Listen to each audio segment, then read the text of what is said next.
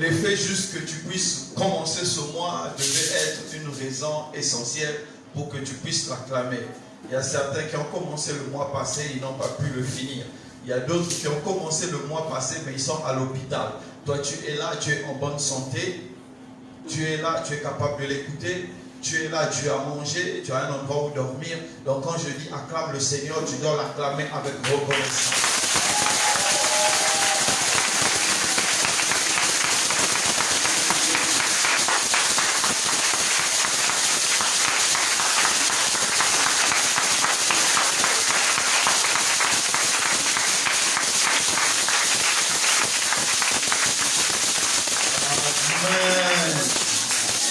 Amen.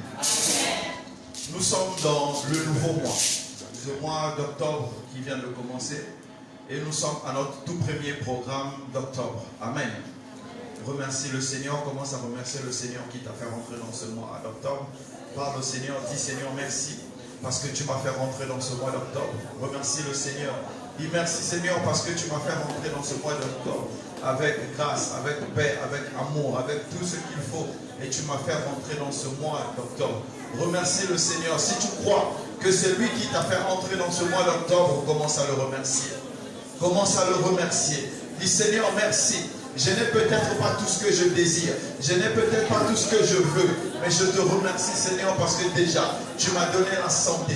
Tu m'as donné l'intelligence. Tu m'as donné la vision. Tu m'as donné l'essentiel pour que je puisse être dans ce mois d'octobre. Remercie le Seigneur. Dans le nom de Jésus, nous avons prié.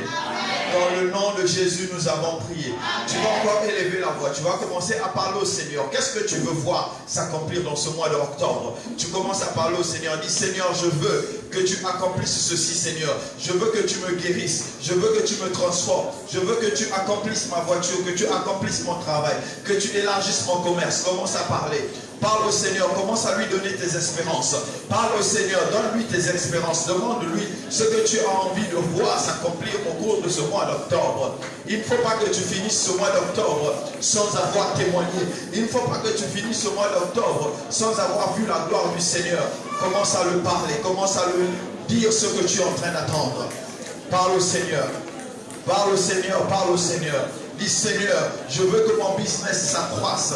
Je veux que mon travail, je veux un poste plus élevé. Je veux plus de responsabilités. Je veux plus de formation. Je veux plus de guérison. Je veux plus de vision. Commence, parle au Seigneur, parle au Seigneur. Parle au Seigneur. Parle au Seigneur, parle au Seigneur. Ne parle pas timidement, parle au Seigneur. Parle, dis, Seigneur, voici mon espérance. Voici mon espérance pour ce mois d'octobre. Car un homme doit être conduit par une espérance, par une vision. Et commence à donner au Seigneur ta vision. Et c'est à partir de cette vision qu'il va corriger. Et il te donnera ce que ton cœur désire. Dans le nom de Jésus, nous avons prié. Dans le nom de Jésus, nous avons prié. Tu vas encore élever la voix. Tu vas commencer à prier pour ta famille. Tu dois être la lumière dans ta famille. Tu dois être celui qui va apporter la bonne nouvelle dans ta famille. Élève la voix et commence à prier pour ta famille. Que Dieu touche ton père, qu'il touche ta mère, qu'il touche tes frères, qu'il touche tes soeurs, qu'il touche tes tantes, tes oncles, qu'il touche toute ta famille. De manière à ce que ta famille puisse être éclairée par la vérité. Parle au Seigneur, parle au Seigneur. Parle au Seigneur, parle au Seigneur. Demande au Seigneur de toucher ta famille, de toucher tous les membres de ta famille qui ne le connaissent pas et d'approfondir sa relation avec ceux qu'il connaît déjà. Parle au Seigneur. Parle au Seigneur, parle au Seigneur. Parle au Seigneur, parle au Seigneur, parle au Seigneur. Dans le nom de Jésus, nous avons prié. Quand je dis de prier pour ta famille, tu es tellement égoïste que tu préfères ne pas prier parce que tu te dis, je ne sais pas qu'est-ce que la famille va m'apporter. Mais si tu es incapable de pouvoir apporter la vérité à ta famille, est-ce que c'est à l'extérieur que tu vas apporter la vérité? Si tu es incapable de pouvoir évangéliser les gens de ta maison, est-ce que tu seras capable d'évangéliser ceux qui sont à l'extérieur? Si tu méprises ceux qui vivent avec toi, si tu méprises ceux qui t'ont donné la vie, si tu méprises ceux qui te connaissent, est-ce que tu pourras aimer ceux qui sont à l'extérieur? Et ta manière de prier pour ta famille est en train de démontrer déjà le fond de ta pensée. Je vais encore renouveler cette prière. Tu vas élever la voix et tu vas commencer à prier pour ton père, pour ta mère, pour tes frères, pour tes soeurs, pour tes cousins, pour tes tantes, pour toute ta famille, de manière à ce que la lumière descende réellement dans ta famille. Élève la voix et commence à prier pour ta famille. Parle à Dieu pour ta famille. Donne le nom de tes membres de ta famille. Donne le nom de ton père, de ta mère, de ton frère, de ta soeur, de ton cousin. Commence à les prononcer devant le Seigneur, de manière à ce que Dieu puisse les toucher, qu'il puisse les transformer, qu'il puisse les aider, qu'il puisse les éclairer, qu'il puisse totalement faire quelque chose de nouveau dans leur vie. Parle au Seigneur. Si tu es marié, on te parle à Dieu de ton mari. Si tu es une femme, parle à Dieu de ta femme. Si tu as un mari, parle à Dieu de ton mari. Qu'il touche, qu'il approfondisse la relation.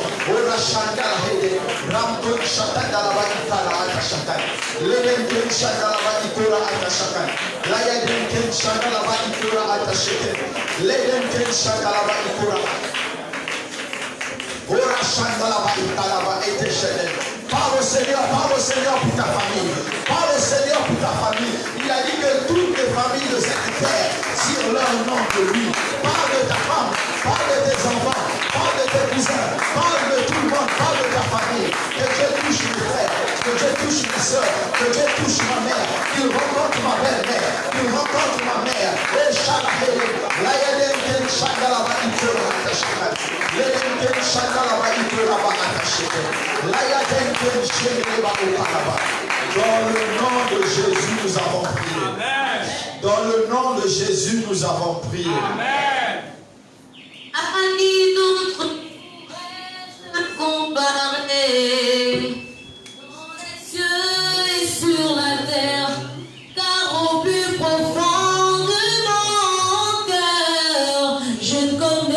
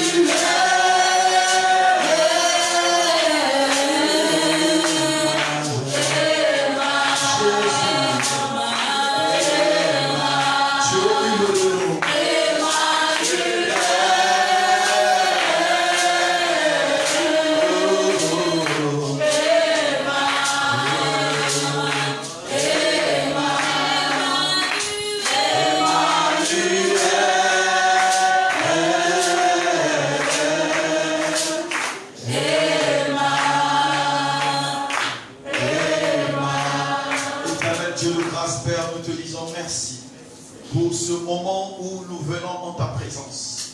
Père, que ton amour coule en nous ce soir. Et que toute notre vie, Seigneur, que nous ayons cette capacité de pouvoir manifester ton amour. Béni sois-tu, dans le nom de Jésus, nous avons prié. Amen. Nous pouvons nous asseoir dans la présence du Seigneur. Le thème de ce mois d'octobre, c'est qui l'a lu? On sent que ça pèse. Les gens n'aiment pas ce genre de thème. Pourquoi? Parce que c'est trop compliqué. Si on avait dit possède les richesses, tout le monde allait parler. Le thème de ce mois, c'est ça pèse. Si on avait dit allons forniquer là-bas, là, c'est sûr, ça allait être rapide. Comme on a dit manifester l'amour, là c'est devenu lourd. Amen. Amen. Ce thème, Dieu a voulu que ce mois-ci soit sous le thème de manifester l'amour. Amen. Amen. Et le thème de ce vendredi, comme nous l'avons partagé dans les réseaux, dans notre réseau, c'est montrer l'amour. Amen. Qui veut montrer l'amour? Bon, je sais qu'il n'y a pas beaucoup de candidats, c'est pas grave. Un jour tu seras affranchi et tu vas démontrer l'amour. Nous allons aller rapidement dans le livre de Matthieu 22. Matthieu 22. Matthieu 22, 34 jusqu'à 40. Matthieu 22, verset 34 à 40.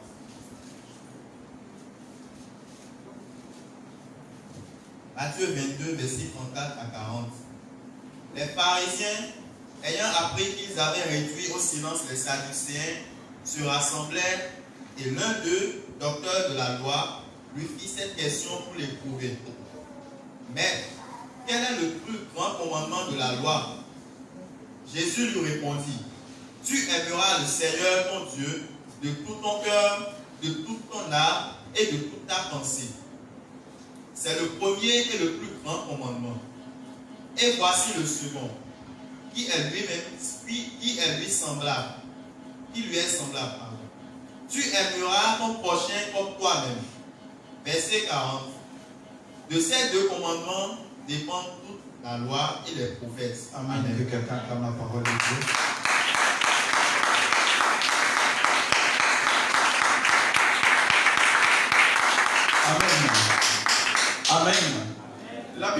de dire ceci. Avant d'expliquer ce qui suit, la Bible a d'abord déposé le contexte. La Bible dit, les pharisiens ayant appris qu'il avait réduit au silence les sadducéens se rassemblèrent. Amen. Donc, les sadducéens, c'est un parti religieux et les pharisiens aussi sont un parti religieux. Amen. Et il y avait les sadducéens sont venus voir Jésus, comme vous allez lire un peu plus haut. Ils ont posé une question à Jésus et ils ont demandé à Jésus une femme, amen, qui est, parce que la loi de Moïse dit ceci, quand un frère meurt sans avoir fait des enfants, le frère qui suit doit prendre cette femme et lui faire des enfants afin de donner un héritage aux morts. Maintenant, ils disent, cette famille avait 7 frères. Amen. Et tous les frères ont eu cette femme-là pour femme. Et personne ne lui a fait un enfant. Maintenant, à la résurrection de mort, cette femme va appartenir à qui? Amen. Pourquoi ils ont dit cela? Parce que les Sadducéens ne croyaient pas en la résurrection des morts. Donc, ils ont créé quelque chose pour que Jésus soit bloqué dans sa réponse. Et Jésus leur a dit, vous ne comprenez pas. Vous ne comprenez ni la loi, vous ne comprenez ni Dieu. Car à la résurrection de toutes choses, plus personne ne prendra une femme. Il y avait silence, ils ont fui. Amen. Et les pharisiens ont entendu ça, ils ont dit, ils sont bêtes. Nous, on est plus intelligents. Maintenant, ils sont venus. La Bible dit, les pharisiens ayant entendu qu'il a réduit au silence. Ça veut dire que la réponse était tellement puissante qu'il n'y avait rien à répliquer. Ils sont venus et ils disent ceci. Ils disent, Seigneur, quel est le plus grand commandement de la loi? Amen. Amen. Amen. Amen. Quand tu étais... Bon, dans le contexte de Jésus de l'époque, amen. Dans le contexte de Jésus de l'époque, en fait, on adorait le temple plus que tout. Amen. Amen. Si Jésus avait répondu que le plus grand commandement, c'est qu'un païen, un non-juif ne doit pas entrer dans le temple, ils allaient dire, il est avec nous. Amen. Si Jésus avait dit que actuellement dans cette époque, le plus grand commandement qu'un juif puisse avoir, c'est lutter contre les Romains, ils allaient dire, voilà un compatriote. Amen. Amen. Donc quand ils sont venus lui poser la question, soit il allait les rallier parce qu'il avait réduit au silence les Sadducéens, soit ils allaient dire celui-ci est un Romain, c'est un infiltré. Amen. Amen. Amen. Écoutez ce que Jésus dit. Il dit le plus grand commandement pour l'univers, pour tout être humain, c'est que tu dois aimer ton Dieu plus que tout. Et voici un qui lui est semblable. Amen. Semblable, ça veut dire interchangeable. Amen. Semblable, ça veut dire de même valeur, de même égalité. Il dit l'autre commandement qui lui est semblable, c'est que tu aimeras ton frère comme tu t'aimes toi-même. Amen. Pourquoi cette réponse a scandalisé les pharisiens? Parce qu'à l'époque des pharisiens, à l'époque des Sadducéens, à l'époque de l'ancien temple, on avait dit œil pour œil, dent pour dent. L'amour n'avait pas de place. Amen. L'amour n'avait pas de place. Quand tu me blesses, il faut que je te blesse. Tu tues mon fils, il faut que je te tue. Tu me casses un pied, il faut que je m'arrange à te casser un pied. Et quand Jésus vient dire, non, tout cela, ce n'est pas ça la loi de Dieu. Il dit, la seule loi qui enferme, la loi de Moïse, la loi des prophètes, la pensée de Dieu, c'est tu dois aimer ton frère comme toi-même. Cette loi révolutionne. Et aujourd'hui encore, amen. Aujourd'hui encore, quand je suis en train de dire qu'il n'y a qu'une seule loi, puisqu'elle est interchangeable, soit tu dois aimer Dieu comme tu n'as jamais aimé personne, soit tu dois aimer ton frère comme tu n'as jamais aimé personne. Je sens dans ton cœur, tu te dis, mais comment je vais faire pour aimer quelqu'un comme je peux m'aimer moi-même? Parce que déjà tu as des difficultés pour donner même les avis usagés. Quand tu as fini d'utiliser, tu n'as même pas envie de partager, tu préfères faire de ça un chiffon, amen, que de pouvoir partager. Quand il te reste que 500, tu ne peux pas accepter de rester affamé pour donner à quelqu'un la nourriture. Pourquoi? Parce que simplement l'égoïsme est devenu notre partage. Comme les Sadducéens, comme les pharisiens, nous sommes tous devenus religieux à notre manière. Si tu m'as compris, acclame le Seigneur. Pardon, acclame le Seigneur. N'insultez pas chaque fois. Acclame le Seigneur. Amen. Amen. Amen. Ce soir, je suis. Amen. Amen. Amen. Qui est fâché avec moi? Ah, ok, heureusement tu n'es pas venu. Comme ce soir, je suis en train de parler à des hommes du Nouveau Testament. Je parle à ceux qui sont venus après la croix. Et je vais te dire ceci. Si tu veux que les promesses de Dieu s'accomplissent dans ta vie, il faut que tu apprennes à manifester l'amour. Amen. Tu peux être contre moi, c'est pas grave. Mais c'est une vérité. Qu'est-ce que le Seigneur est en train... Qu'est-ce que le Seigneur nous a dit avant de partir au ciel? Il a dit, il nous enverra le Saint-Esprit qui nous conduira dans toutes choses. Et le Saint-Esprit est venu sur nous le jour de la Pentecôte. Et beaucoup parmi nous ici, nous avons le Saint-Esprit. Si tu n'as pas le baptême du Saint-Esprit encore, il faut prier, il faut demander qu'on t'impose les mains. Peut-être que Dieu te fera grâce, tu vas recevoir le Saint-Esprit. Tous ceux qui ont le Saint-Esprit, Amen. Amen. Amen. Allons dans Romains 5. Allons dans Romains 5. Le verset 5. Romains 5, verset 5.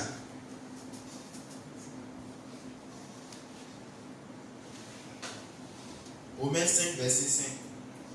Or, l'espérance ne trompe point, parce que l'amour de Dieu est répandu dans nos cœurs par le Saint-Esprit qui nous a été donné. Amen. Reprends. Or, l'espérance ne trompe point, parce que l'amour de Dieu est répandu dans nos cœurs par le Saint-Esprit qui nous a été donné. Amen. Amen. Amen. Vous savez, à l'époque de Jésus, ils avaient la loi, ils avaient la nourriture.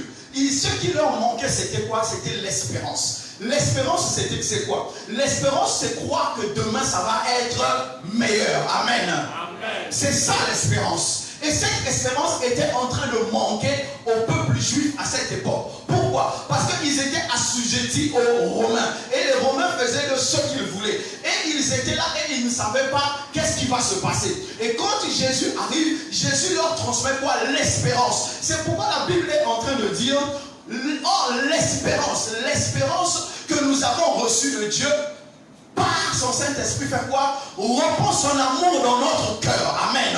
Comment tu sais que tu as le Saint-Esprit en toi? C'est quand tu es capable de manifester l'amour. Amen. Amen. Quand tu manifestes l'égoïsme, quand tu manifestes la haine, quand tu manifestes l'envie, ça veut dire que ton Saint-Esprit a des problèmes. Peut-être que c'est le Saint-Esprit qu'on attrape à la mer. Peut-être que c'est un Saint-Esprit que tu allais attraper dans une forêt. Mais le Saint-Esprit qui vient de Dieu répand en toi l'amour pour qui? Non pas pour toi-même, mais pour ton frère et pour ta soeur. Si tu m'as compris, acclame le Seigneur.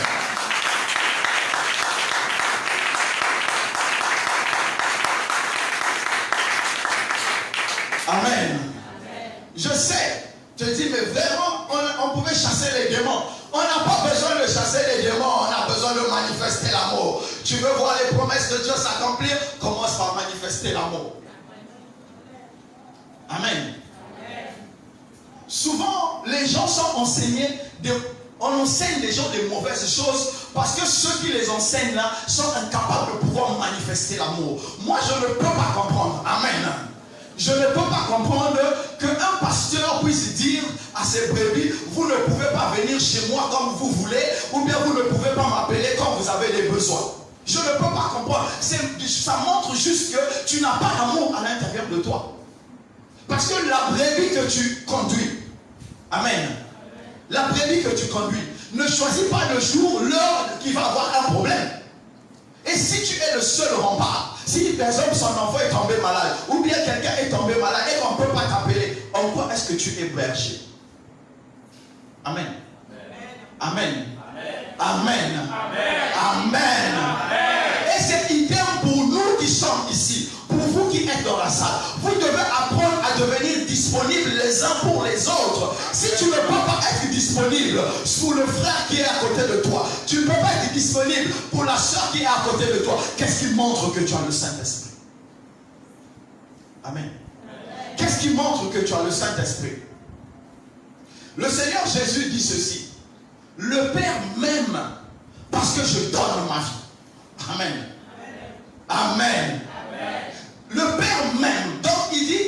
que sur terre, il ne parle pas du ciel, il dit sur terre. Sur cette terre, Jésus donne ce témoignage de lui-même. Il dit le Père m'aime parce que ce que j'ai le plus précieux, la vie, c'est ce que je donne pour mes brebis. Amen.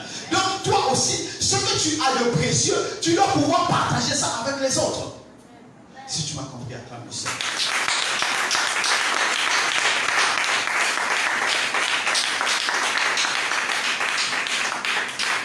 Pardon, acclame le Seigneur.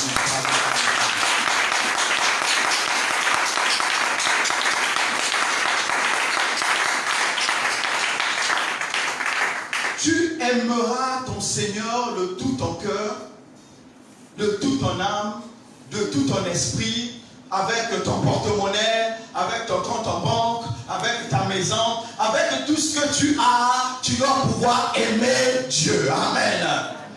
Amen. Nous avons décidé, nous du Nouveau Testament, quand nous sommes dans la grâce, moi j'aime Dieu quand je viens au CBR. Amen. Mais mon porte-monnaie, Dieu ne connaît pas. Ma maison, Dieu ne connaît pas. Parce que Dieu ne vient pas dans... Amen. Vous savez, tout à l'heure, j'étais en train de vous regarder quand vous avez commencé à prier pour vos familles. Je suis sûr qu'il y a certains qui disent, oh, papa qui m'a maltraité, là, je vais prier pour lui. Pourquoi? Amen. Il y a d'autres qui disent, ah, la maman là, elle est tellement méchante. Ouf. Bon, comme Daddy a dit, il faut prier, je veux remuer les lèvres. Amen. Le Seigneur Jésus dit, allons dans Jean. Jean 10, 17.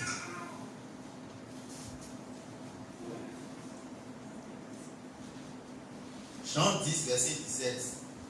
Le Père m'aime parce que je donne ma vie afin de la reprendre. Le Seigneur Jésus donne ce qu'il a de précieux. Mais il a donné ce qu'il a de précieux à qui? À des gens qui sont ingrats, à des gens qui ne le connaissaient pas, à des gens qui ne le cherchaient pas. Si vous remontez un peu plus haut, je crois le verset 16, vous allez, il dit, j'ai d'autres brebis qui ne sont pas de cette bergerie. Amen. Donc le Seigneur Jésus a donné sa vie pour toi et moi, alors que nous ne le connaissions pas, alors que nous ne le cherchions pas. Amen. Alors que beaucoup parmi nous, moi je vous ai dit, comment moi j'ai reçu le Saint-Esprit. Je suis allé à une croisade de Renard Banquet, je suivais une fille, je partais, je voulais forniquer, je voulais pécher, et c'est là où il est allé m'attraper. Donc moi dans ma mauvaise intention, lui dans son amour. Mes mauvaises intentions ont rencontré son amour m'a transformé. Donc ton père peut être méchant, ta mère peut être méchante, tes frères peuvent être mauvais. Ton amour doit pouvoir les rencontrer et pouvoir les transformer. Si tu m'as compris, acclame le Seigneur.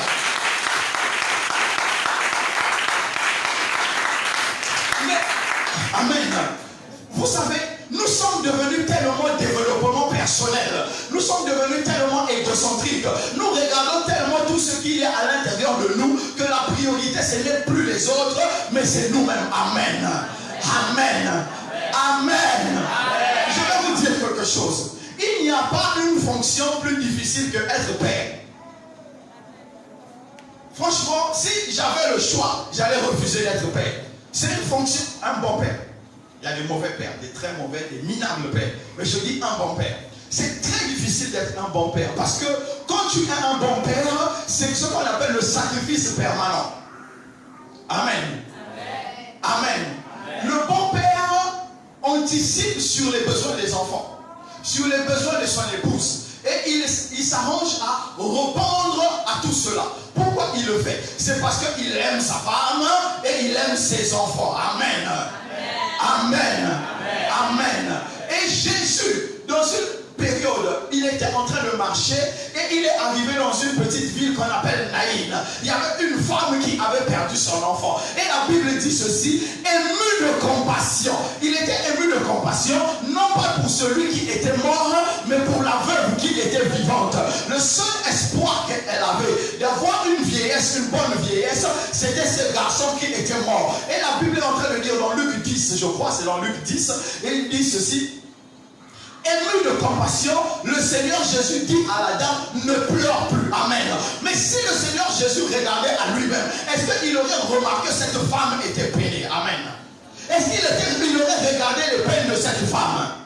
Est-ce qu'il aurait regardé les larmes de cette femme. C'est parce que son regard était tourné vers qui je peux aider, qui je peux soulager. C'est pourquoi il fut ému de compassion. Et la compassion ne peut venir que d'un cœur qui a de l'amour.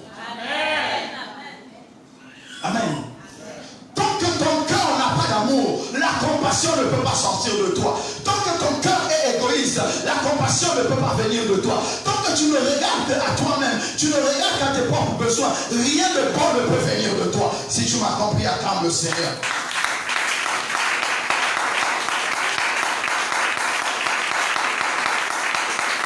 Le plus grand commandement, celui qui lui est semblable, tu aimeras ton frère comme tu t'aimes toi-même. Amen. Quand tu prends soin de toi et tu te rends compte que ton frère n'a pas mangé, divise ton repas en deux et donne-lui une partie. Dieu te récompensera. Amen. Mais nous sommes devenus tellement modernes, tellement égoïstes, tellement développement personnel, tellement besoin de s'enrichir que tu te dis quand je vais diviser le repas par deux, je n'aurai pas assez d'énergie. Comme on calcule maintenant les calories dans le repas pour avoir l'énergie, on ne peut pas partager. Amen. Mais moi, mon Seigneur dit ceci, celui qui donne en lui donnera. Amen. Mais tu ne peux pas donner si tu n'as pas d'amour. Tu ne peux pas donner si tu comptes. Tu ne peux pas donner si tu calcules. Tu ne peux pas libérer si tu es égoïste. C'est pourquoi il a dit aux pharisiens, le plus grand commandement, c'est aimer ton frère comme toi-même. Les pharisiens ne pouvaient pas répondre à ce commandement. Pourquoi? Parce que, comme il dit, ils portaient des longues robes, ils faisaient des prières dans la rue, ils étaient en train de montrer qu'ils étaient saints, ils lisaient les commandements, ils mettaient des fardeaux sur le peuple, ils disaient au peuple, vous devez vous sacrifier pour que nous puissions bien vivre. Et ils ne pouvaient pas accepter qu'ils ont la même valeur que le peuple, parce qu'ils se sentaient saints, ils se sentaient spéciaux et ils étaient à l'écart. C'est pourquoi quand Jésus leur parle de l'amour, cela ne les convient pas. Amen. Et c'est ce qui est en train de se passer dans l'église aujourd'hui. Quand on parle de l'amour, ça ne convient plus aux gens. Pourquoi? Parce que moi, je veux être vu. Moi, je veux être apprécié. Moi, je veux être le premier. Moi, je veux être adoré. Moi, je veux avoir les meilleurs amis. Moi, je veux avoir la plus belle maison. Moi, je veux être celui que tout le monde se refait. De manière à ce que je sois l'homme le plus important de l'église. C'est ce que nous sommes devenus aujourd'hui. Et cet état d'égoïsme est en train de nous emmener vers la perdition. C'est cet état d'égoïsme qui fait que dans l'église, nous ne guérissons plus. C'est cet état d'égoïsme qui fait que Dieu n'agit plus dans l'église. C'est ce qui fait qu'aujourd'hui, Dieu ne peut même plus faire mouvoir son esprit dans beaucoup d'églises. Parce que nous sommes remplis d'égoïsme au lieu d'être remplis d'amour. Si tu m'as compris, acclame le Seigneur.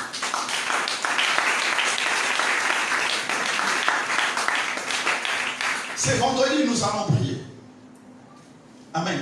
Amen. Oui, c'est le jour de prière, vendredi. Nous allons prier. Mais avant que nous puissions prier, nous devons nous mettre d'accord sur une chose. Amen. Quand Dieu t'a exaucé, ça ne veut pas dire que tu es sauvé. Il y avait 10 lépreux, un seul a été sauvé. Tous ont été guéris, mais un seul a été sauvé. Amen. Tu peux faire partie des 9 autres lépreux. Quoi que tu sois au milieu de nous. Je veux que nous puissions nous mettre d'accord sur une chose. Nous sommes dans l'obligation de manifester l'amour les uns pour les autres et pour notre famille. Amen. C'est sur cette base que nous allons prier. Si tu sais que tu es incapable de manifester l'amour, tu peux sortir ou bien tu peux demander à Dieu de te transformer ce soir. Parce que c'est vrai, les gens aiment chasser les démons, les gens aiment les déclarations, je serai riche, je serai prospère. Oui, tout cela tu peux avoir ça et te retrouver en enfer un jour. Mais celui qui manifeste l'amour sera toujours sauvé. Pourquoi? Lisez Abraham, il a vu 3 personnes venir, il a dit venez manger chez moi. Regardez Lot, qu'est-ce qu'il a sauvé? Il a reçu les anges qu'il ne connaissait pas. Donc quand tu donnes, quand tu es réceptif, sûrement Dieu va te sauver. Amen. Ok, c'est pas grave, même si tu ne le suis pas, ce n'est pas grave. On va se lever, on va prier. Je donne gloire,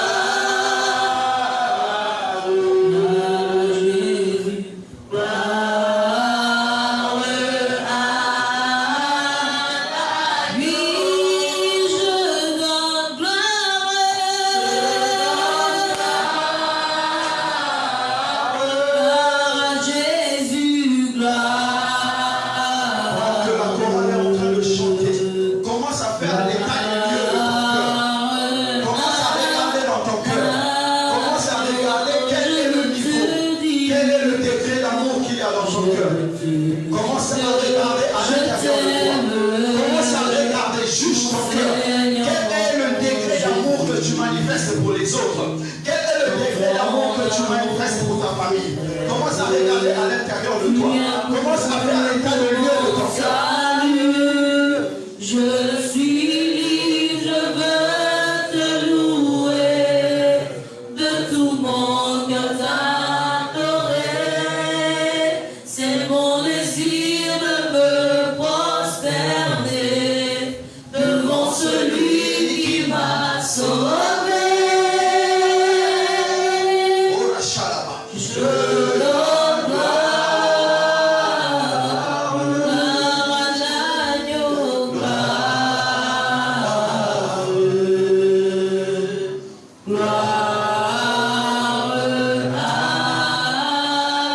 l'agneau. Tu vas prier avec moi. Seigneur Jésus.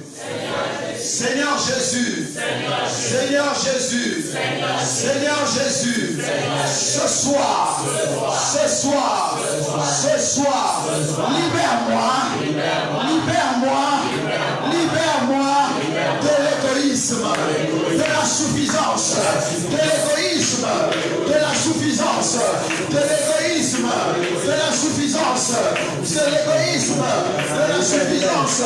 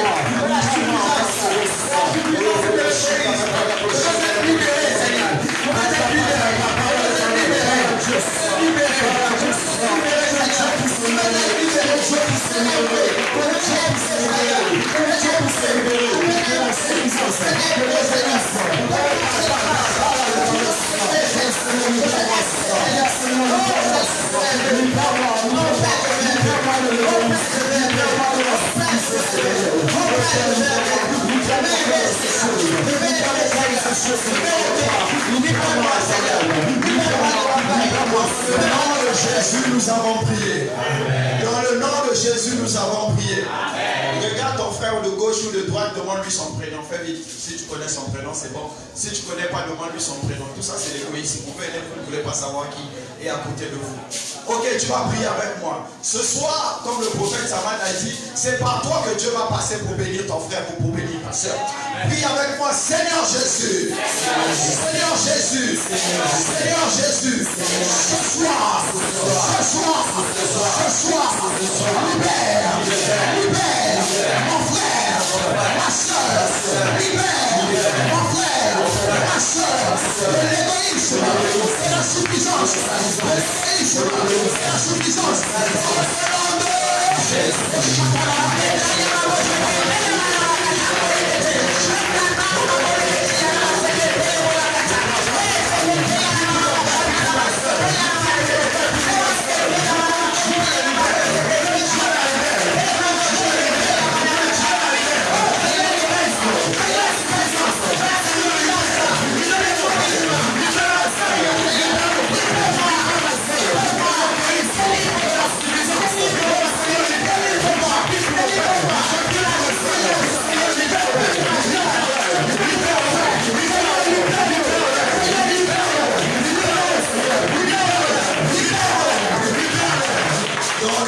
Jésus, nous avons prié. Prends encore un autre frère, une autre soeur. Demande encore un autre prénom. Ce soir, tu dois être une bénédiction pour quelqu'un. Quand je suis en train de dire prie pour ton frère, pour ta soeur, tu pries pour la personne dont tu as pris le prénom. Tu dois prier pour la personne dont tu as pris le prénom. Amen. Prie avec moi, Seigneur Jésus. Seigneur Jésus. Ce soir, guéris mon frère, guéris ma soeur, guéris mon frère, guéris ma soeur, guéris mon frère, guéris ma soeur, l'égoïsme, la suffisance, la colère, la haine, guéris-le maintenant.